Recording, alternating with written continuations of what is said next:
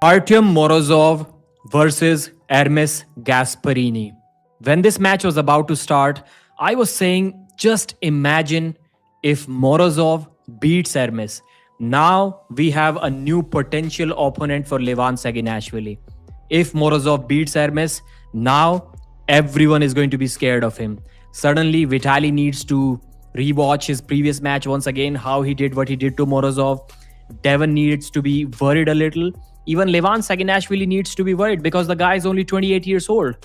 And as soon as the ready go happens in the strap first round, Morozov pulls back, Gasparini pulls back, their arms open up a little bit. Morozov cracks Gasparini's wrist. And I was like, how did this happen? Can somebody explain to me? This night has been a night full of surprises, but this was the biggest one of them all. And Morozov took his wrist. He could have finished the match. Instead, he chose to go in a hook and talk trash. Davai Hermes, davai. And then he just slammed Hermes down to the pad. I was like, okay, we got the new Levan Slayer now. Round 2. This time in the strap, Hermes did not have anything. It looked like he didn't even try. He was holding on to his elbow like he's hurt or something. And he got flash pinned by Artyom Morozov. 2-0, the Terminator. Third round, Hermes Gasparini got a better start. He got a better setup. And he out-top rolled Morozov. He was having hand control. Went for a pin, couldn't get the pin. Stood up, started giving the trash talk back to Morozov. Davai Morozov, davai. He said it a couple of times. And then he went for the pin. Still couldn't get it despite having full hand control. Morozov was holding him. Then Hermes decided to stand up, give up his own wrist, and easily flop Morozov down to the pad.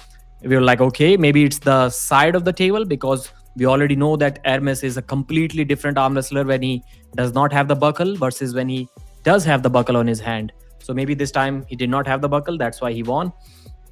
But this time, in the next round, when the score was 2-1, Morozov, it was an okay start. They both were in center, but Morozov had to run back with a massive elbow foul just to get a restart. And we were like, it's done.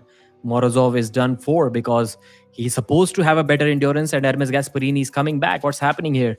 Then Morozov, in the restart, again, Gasparini took him a little to the losing side, but he maintained his pronation and he hit sideways with a single sweep.